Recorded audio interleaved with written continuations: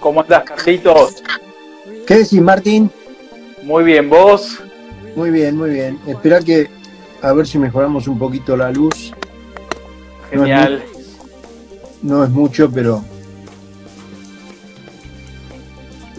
¿cómo está ahí? Muy bien, muy bien. Un saludo para todos los que ya se han sumado al encuentro. Así que hoy tenemos el lujo de charlar con Carlitos Mira, un gran amigo de hace muchos años, a quien siempre admiré, bueno, y después tuve la suerte de poder tener una amistad, así que un lujo total, Carlitos. Bueno, para mí un placer, Martín. Sabés que ese aprecio es mutuo, como vos bien decís, de hace ya muchísimos años, tanto en las ideas como en lo que luego fue una amistad entre nosotros. Así que para mí un placer compartir con todos ustedes y estar un ratito conversando de estos temas que nos interesan.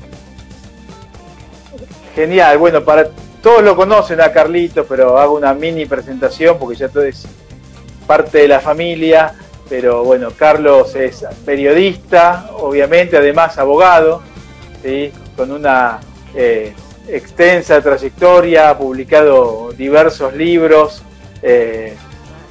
siempre hablando del rol del gobierno, ¿no? Interfiriendo en las transacciones individuales, el peso del Estado sobre la economía, y hoy en día es un ardiente combatiente en favor de la ciudad de libertad, aún arriesgando muchas veces muchísimo, ¿no?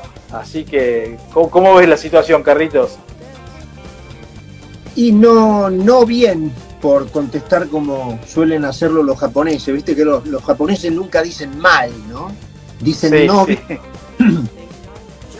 Sí. Así que, apelando un poco a la sabiduría oriental, diría eso, ¿no? ¿Cómo ves las cosas? No bien. Pero no simplemente por el hecho de el coronavirus y la respuesta fácil que podría echar mano, algo que le gusta mucho al gobierno, obviamente encontrar todas las respuestas en la pandemia, sino más allá de eso. Es decir, creo que hay una mala praxis muy marcada, pensándolo bien, mala praxis, porque pensando mal, hasta casi diría que podría decirse otra cosa, ¿no? Que no hay una mala praxis, sino paradójicamente una buena praxis en lo que a ellos les interesa, es decir, instaurar un determinado régimen, un determinado conjunto de objetivos y de ideas, si le podemos dar ese nombre demasiado elogioso para mi modo de ver, pero vamos a ponerlo así, y que ellos se han propuesto desde un primer momento instaurar, que ya lo intentaron en su primer gobierno, en su primer periodo, de 2000 a 2015, que avanzaron, por supuesto, muchísimo en la consecución de esas metas, de esos objetivos, y que se quedaron cortos por chambonadas, por cometer errores en sus propias tácticas, pero que aprendieron, ¿no? Y que se han juramentado a sí mismos no volver a cometer esos errores, ni esas lentitudes, ni tener esas consideraciones en este segundo periodo. Y yo creo que vienen por eso, ¿no? Lo que normalmente se resume en aquella frase de venir por todo, creo que es verdad. Creo que ellos tienen un norte muy marcado, muy definido, con un plan. Ellos no tendrán programa económico, pero sí tienen un plan para alcanzar ese objetivo, que es la dominación completa de la Argentina, el subyugar los derechos civiles y de instaurarse como un régimen permanente, ¿no? Así que no veo bien la cosa, no meramente limitado al tema económico, que es una cuestión obvia por la que lamentablemente estamos pasando todos, algunos más que otros, pero no meramente limitado al tema económico. Acá hay un programa muy complicado, muy complejo, muy feo de dominación de la Argentina, porque obviamente el país en el concierto internacional y regional es una pieza, una joya muy preciada, ¿no? Por esta tendencia. Y vos titulás tu charla El crimen del socialismo, ¿no? Y ves que Argentina va avanzando crecientemente hacia un mayor nivel de socialismo disfrazado de república. Sí, sí, digamos, lamentablemente no hay en la sociedad, evidentemente, y no hablo de una ilustración de los libros, sino una ilustración cotidiana, aunque sea mínima, ¿no? Ese codearse mínimamente con los derechos civiles y con las libertades individuales, no existe ese espíritu en la sociedad argentina, por lo menos mayoritariamente. Se desprecia la libertad, se desprecia el derecho. Probablemente cuando la perdamos por completo, ahí aparecerán los lamentos, pero mientras haya un resquicio, no se la valora como corresponde, y existe un convencimiento de que efectivamente es posible fabricar una sociedad en donde un conjunto de esclavos provea las necesidades de todos, mientras los demás viven de la gratuidad. Ese verso la sociedad argentina lo ha creído, lo cree fervientemente. Hay muchos que han logrado en sus ambiciones acotadas cumplirlo, porque obviamente este proyecto no te permite crecer en la vida, no te permite vivir confortablemente, no te permite gozar de los placeres de la vida, el viajar, el tener tu propiedad, el tener tus vacaciones, el disfrutar obviamente de la vida, que para eso trabajás. Ese sistema no te lo permite, pero también un sistema mental de ambiciones cortas, poco ambicioso, se conforma con una vida muy acotada, que hasta donde puede exprimir al resto de la sociedad este sistema parece dárselo. Yo siempre refiero a aquella figura de estar tomando mate en la vereda, con la silla dada vuelta, apoyado así en el respaldo, y de tanto en tanto dándote vuelta así y diciendo: vieja, me trae un mate. Y parece como que el argentino se conformara, ¿no?, con esa vida corta, poco aspiracional. Y entonces, paralelamente, se ha comido este verso de que un sistema de exacciones sobre una parte productiva de la sociedad le permitiría, digamos, tirar con ese estilo de vida. Hay otros, por supuesto, que no, que tienen aspiraciones más grandes, que tienen notorios inconvenientes en la convivencia con este sistema de miseria, con este sistema de que se queda corto por todas partes, y allí aparecen conflictos, ¿no es cierto? Pero volviendo al tema central, es decir, a la idea del socialismo como proveedor de una vida saludable, obviamente la Argentina se ha propuesto. La Argentina está en guerra con lo obvio, ¿no es cierto? Y aquello que aparece ya como demostrado o muy evidente en el resto del mundo, la Argentina se propone de tanto en tanto ponerlo a prueba y demostrar que no es así. Tomar este y te hago una pregunta. Sí. ¿Por qué los argentinos se van a Uruguay, por ejemplo, ¿no? ¿Por qué cruzan el charco, se van a Uruguay, el que puede, a un país bastante culturalmente parecido, con buena parte de las cuestiones que valoramos de la Argentina, un estilo de vida similar? ¿Por qué cruzamos y nos vamos a otro lugar que ya no es nuestra tierra? ¿Es la única, una de las pocas salidas que hay? Bueno, claro, es decir, los países, digamos, ¿qué es lo que diferencia a los países? A los países los diferencia su tipo de ley. Por supuesto, la ley escrita es consecuencia de otras cuestiones culturales, ¿no es cierto? Pero lo que manifiesta, lo que ordena la vida en un determinado sentido en un país u otro es la ley, su ordenamiento jurídico. Nosotros tenemos un ordenamiento jurídico expulsor, un ordenamiento jurídico prohibitivo, un ordenamiento jurídico persecutorio y un ordenamiento jurídico castigador. Persecutorio, castigador, prohibitivo, ¿de quién? De quien trabaja. En la Argentina básicamente no se puede trabajar, o sea, la regla es que cualquier cosa que se te ocurra en la Argentina está básicamente prohibida.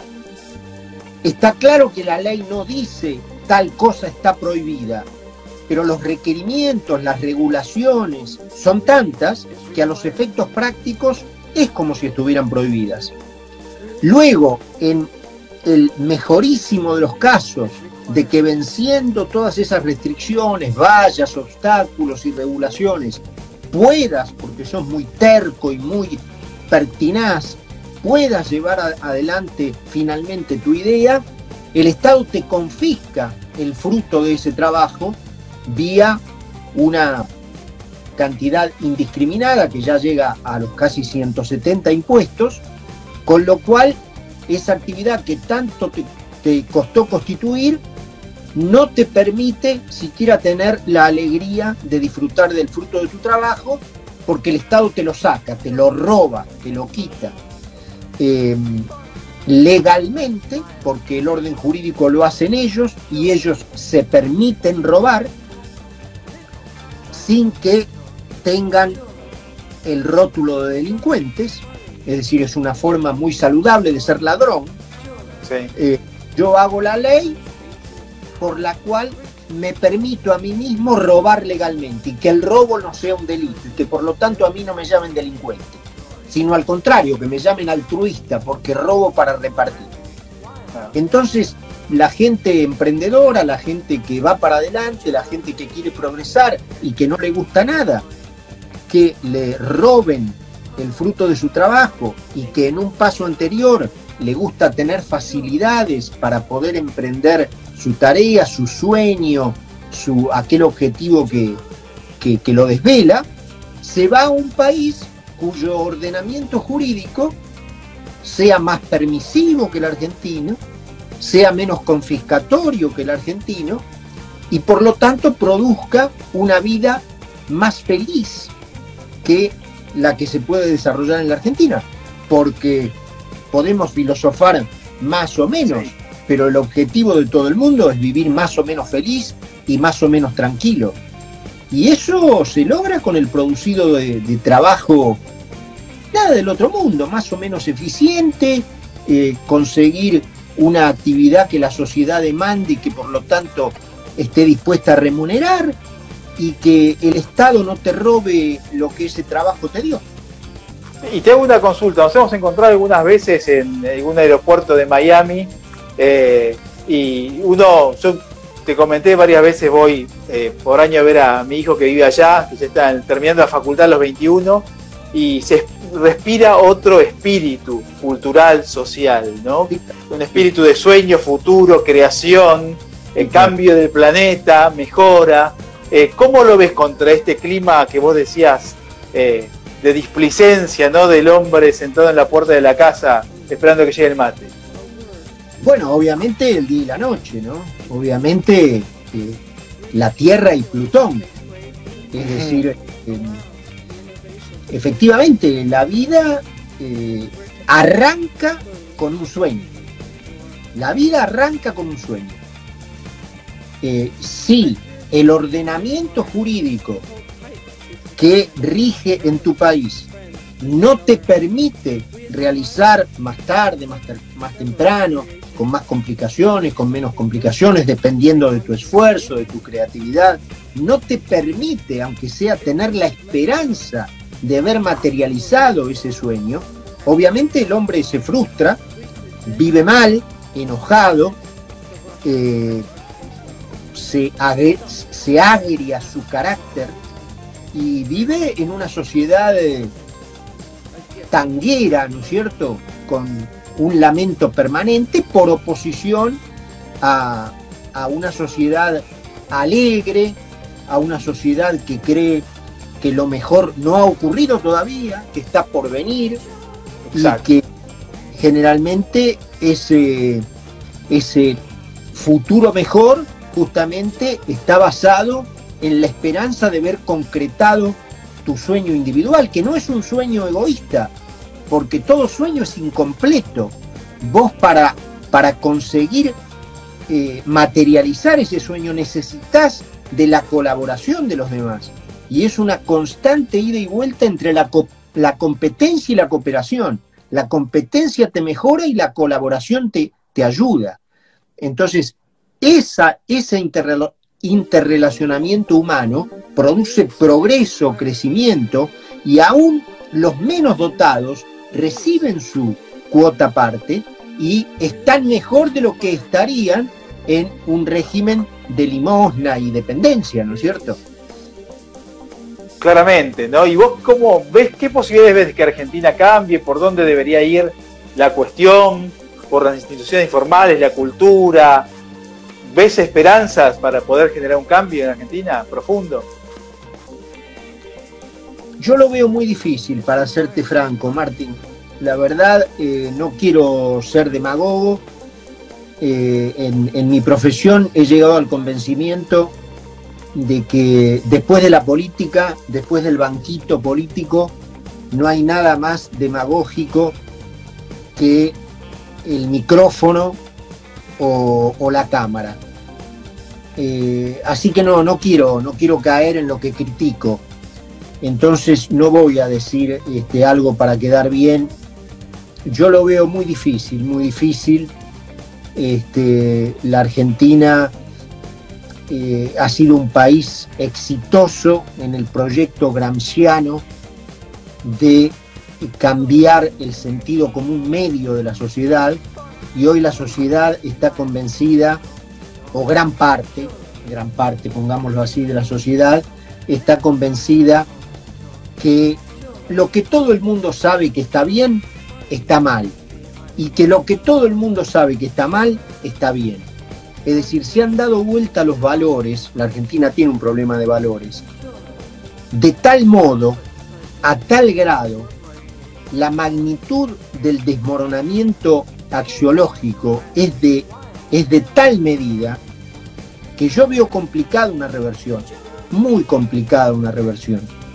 Además, tampoco veo trasladándolo al ámbito político, porque esto obviamente, nosotros podemos hablar en la nebulosa de lo abstracto 2 horas, pero si no tiene un andamiento político, si no tiene un canal por el cual se llegue finalmente al gobierno y desde allí se emprendan las modificaciones, es inútil, ya te digo, podemos hablar 2 horas, 2 días, 2 años, pero no es una cosa, ¿me entendés? No tiene sentido. Esto tendría sentido si se produjera un cambio en las raíces de la sociedad que luego se trasladara a una fuerza política, se llame como se llame, con suficiente poder como para destruir, y no me equivoco en la palabra, destruir el orden jurídico prohibitivo, aislacionista, persecutorio que hablábamos recién, por un orden permisivo, integrador, no confiscatorio. Ese cambio jurídico que claramente muchos tuvieron la esperanza de que podía llevar adelante Cambiemos y no pudo porque todavía hay un corazón social que se opone a eso. Claro. Un corazón cultural que se opone a eso. Entonces, mientras ese núcleo cultural no cambie, va a ser muy difícil. Y yo soy pesimista en el sentido de que ese núcleo cultural cambie. Sí, porque... sí, no, totalmente de acuerdo. Y aparte, viendo estadísticas, por ejemplo, donde 1 de cada 2 argentinos es pobre y solamente 4 de cada 10 chicos no son pobres, ¿no? Esto nos da una situación compleja, no solo desde el punto de vista económico, sino en términos de sociales, de valores, de perspectiva futura, etcétera, etcétera, ¿no? A veces uno dice, esto es un fracaso, pero tal vez para muchos políticos sea un éxito, ¿no? Una fábrica de pobres. Bueno, es lo que decíamos recién, ¿no es cierto? De que desde el punto de vista del progreso de la sociedad y del país, al principio, cuando recién comenzábamos a hablar, decíamos, bueno, una mala praxis, pero eso es pensar bien, y ahora después me quiero enganchar con eso. Decir mala praxis, es decir, se están equivocando en las medidas. No se están equivocando en las medidas. Ellos están aplicando las medidas que son funcionales a los objetivos de ellos, que son empobrecer a la sociedad, terminar de liquidarla, transformarla bien en esclava, para que no le quede otra que depender de la migaja y de la limosna. Y ese es el verdadero crimen del socialismo. Y que la verdad yo no entiendo cómo un personaje tan altanero como el argentino, porque nosotros, te la debo, nosotros somos de colección, somos personajes muy soberbios, muy altaneros, pero a veces confundimos la bravura con la bravuconada, y somos más bravucones que bravos. Porque en realidad, si nos ponemos a pensar bien, y este es el verdadero crimen del socialismo, el socialismo es una idea, pido perdón, porque ni siquiera esa palabra debería usar, pero bueno, a los fines del debate, es una idea muy ofensiva, muy indignante, valga la redundancia, de la dignidad humana, muy ofensiva para el orgullo de la persona, porque básicamente lo que le dice a esa persona que lo escucha es, mira, vos básicamente no servís para nada, sos un inútil, hecho y derecho, de no ser por nosotros, el Estado, te morirías, no serías capaz de proveer a tus propias necesidades, y por lo tanto vas a quedar sujeto a las obligaciones que te imponga a cambio de que te salve la vida dándote de comer en la boca. Y esto la verdad que es muy ofensivo, muy indigno. Y no sé cómo el argentino, un personaje, ya te digo, bastante altanero y soberbio, se ha tragado este verso que lo ofende, que lo insulta, que lo condena moralmente. Entonces, en la Argentina es particularmente curioso el triunfo del socialismo. Si en la teoría hubiera tenido que apostar, diría que por la personalidad de la Argentina, del argentino, la Argentina hubiera sido el último país en donde el socialismo podría haber tenido éxito, porque el argentino, por lo menos en los papeles, parecería no dejarse ofender, no dejarse tratar de indigno. Enseguida, cocorito como es, levanta espuma como la leche hervida. Pero no, se ha tragado este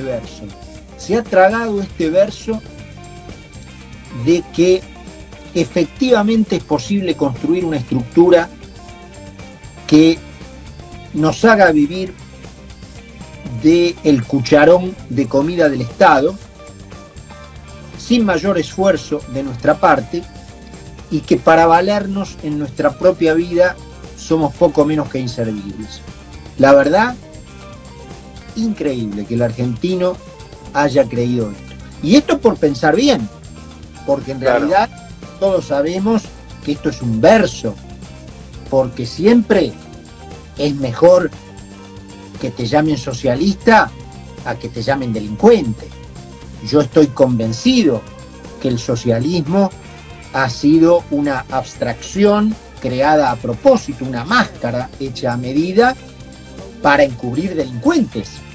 Delincuentes que si se hubieran desenvuelto en el sector privado, digamos, de la delincuencia, nunca hubieran podido robar lo que los socialistas han robado en el mundo gracias a venderle este verso a la gente. Y además con la ventaja de que en lugar de señalarte y llamarte delincuente, te llaman, no, vos sos un intelectual socialista que está por el altruismo humano. No, hermano, vos sos peor que el Gordo Valor. Vos sos peor que el Gordo Valor. O sea, vos inventaste una treta magistral que te permite robar, que te permite incluso tener acceso a botines que no existen en el sector privado, aunque te afanen los 50 bancos más grandes del país, que es el tesoro público, encima disfrutando de los privilegios de ser funcionario y con el rótulo de altruista social porque yo soy socialista. No, hermano, vos sos un delincuente. Entonces, totalmente. Este es el crimen del socialismo. Haberle vendido a la gente y la gente como un pajarito haberse comido este verso de que un conjunto de fascinerosos, que eso es lo que son del primero al último, diría Jorge Valle, y no me refiero solo a la Argentina, me refiero al socialismo mundial, una idea inventada por fascinerosos para cubrirse. ¿Yo fascineroso? No, yo soy un altruista, alguien que piensa en los pobres, alguien que piensa en los que no tienen. Y mientras el que parte y reparte se queda con la mejor parte. Así que la verdad muy triste, ¿no? Que gente inteligente, porque creo que el argentino, si no es inteligente, por lo menos es vivo, se la da de vivo. Y que se haya comido este caramelito, la verdad, increíble. Solo el hecho que ya advertía Alberdi, ¿no? De la holgazanería. Alberdi le tenía mucho miedo a eso, lo advirtió varias veces en sus obras. Y que bueno, esa holgazanería típica nuestra haya ayudado para convencernos de que efectivamente existía un yeite que nos permitiría vivir más o menos bien y tranquilos sin laburar. No, terrible, terrible, ¿no? Y esto vamos viendo cómo la economía y la sociedad argentina se va cocinando a fuego lento, ¿no? Este océano de pobreza, ¿no? Y comparamos con décadas atrás y vemos cómo cada vez estamos un poco peor, ¿no?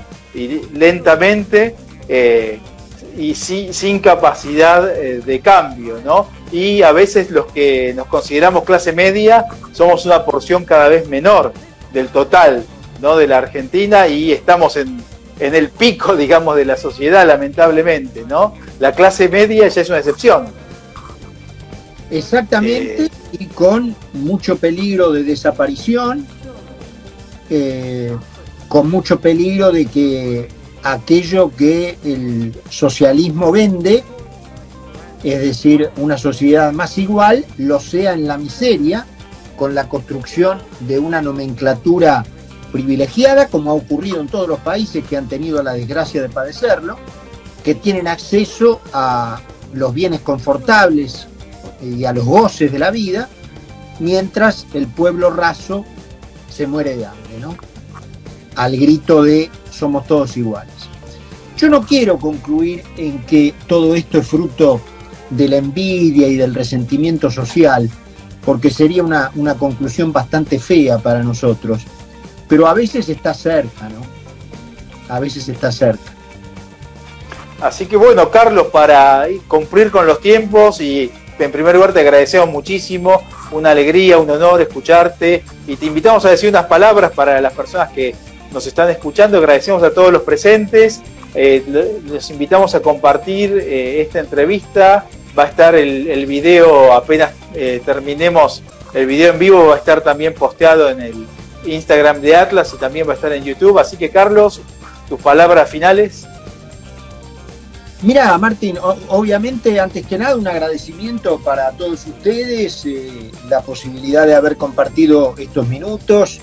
Para mí, digamos, es un placer siempre conversar contigo y con la gente allegada a Atlas, así que desde ese lado no más que palabras de agradecimiento.